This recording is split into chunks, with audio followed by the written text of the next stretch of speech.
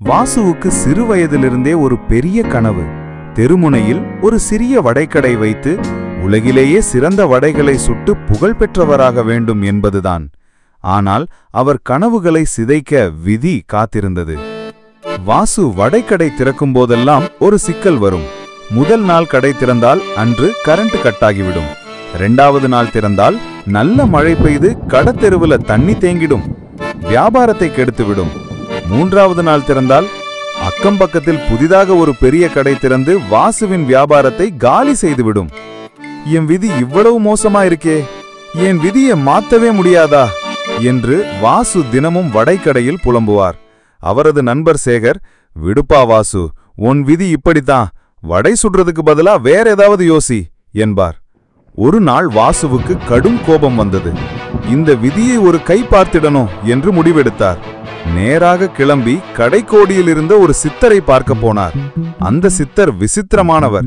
சில சமயம் ஞானியாகவும் சில சமயம் முழு பைத்தியமாகவும் பேசுவார். சுவாமி, என் விதி எப்பவுமே வடைக்கடைக்கு எதிராகவே வேலை செய்யுது, என்ன பண்ணட்டும்? என் விதியை மாற்ற வழி சொல்லுங்க என்று முறையிட்டார். சித்தர் கண்களை மூடி சில நிமிடங்கள் தியானித்துவிட்டு, வாசு, உன் விதியை கட்டாயம் மாற்றலாம், ஆனால் அதற்கு ஒரு குவார்ட்டர் விதி தேவை. வாசு குழம்பி போனார். குவார்ட்டர் விதியா? அது என்ன சுவாமி, ஒரு பாட்டில் குவார்ட்டர் வாங்கிட்டு வரணுமா? அடப்பாவி, நான் சொல்றது அந்த குவார்ட்டர் இல்ல. உன் விதிய 4 குவார்ட்டர் பகுதியா பிரிச்சுக்கணும்.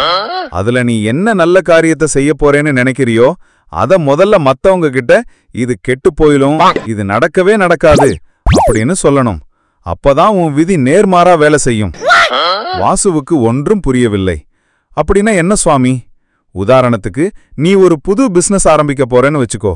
இந்த வடைக்கடை நல்லா ஓடக்கூடாது, வியாபாரம் படுத்துடணும், என் பணமெல்லாம் போச்சுன்னு புலம்பணும் அப்படின்னு சொல்லி கடை திறக்கணும். அப்போ உன் விதிக்கு ஒரு அதிர்ச்சி உண்டாகும். என்னடா இது, இவன் கெட்டு போகணும்னு சொல்றான், நாம இவனை ஜெயிக்க வைக்கணும்னு எதிர்மறையா வேலை செய்யும் விளக்கினார் சித்தர். வாசுவுக்கு ஆச்சரியம். இது நல்லா இருக்கே, ஒரு ட்ரை பண்ணி பார்க்கிறேன் என்று சொல்லிவிட்டு புறப்பட்டார். அடுத்த நாளே வாசு ஒரு புதிய வடைக்கடை திறக்க திட்டமிட்டார். நண்பர்களிடம் போய், டேய், நான் ஒரு புதிய வடைக்கடை ஆரம்பிக்க போறேன், ஒரு வாரத்துல வியாபாரம் படுத்திடும், என் கடனை அடைக்கவே முடியாது என்று புலம்ப ஆரம்பித்தார். நண்பர்கள் கேலி செய்தனர். வாசு, உனக்கு இது தேவையா என்றனர். அருகில் இருந்தவர்களெல்லாம் வாசுவை கண்டு பைத்தியம் என நினைத்தனர். ஆனால் என்ன ஆச்சரியம், அன்று முதல் வாசுவின் வடைக்கடை படு பிஸியானது. சுட சுட வடை, மொறுமொறுப்பான சுவை, அதிரடியான வாசம். ஒரு வடை கூட மிஞ்சவில்லை. கூட்டம் அலைமோதியது.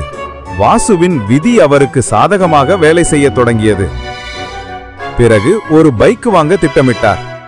இந்த பைக் 2 நாள்ல பஞ்சர் ஆயிடும், நான் வழியிலேயே நிக்க போறேன் என்று புலம்பி வாங்கினார். அடுத்த நாள் முதல் பைக் பழுதே இல்லாமல் ஓடியது. வாசுவுக்கு ஒரே ஆனந்தம்.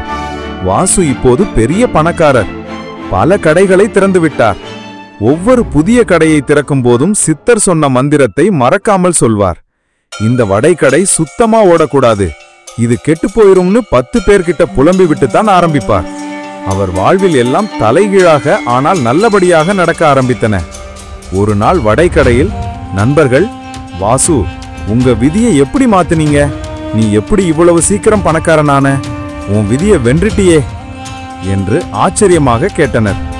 வாசு பெருமையாக சிரித்துக்கொண்டே, விதியை மாற்ற முடியாது, விதியை வெல்ல முடியாது, ஆனால் விதியை எப்படி ஏமாற்றலாம்னு கத்துக்கிட்டேன். சில சமயங்களில் நாம் நேர்மாறாக சிந்தித்தால் விதி நமக்கு சாதகமா வேலை செய்யும் என்றார். வாசு என் வாழ்வில் இப்போது நகைச்சுவைக்கும் வெற்றிக்கும் பஞ்சமில்லை.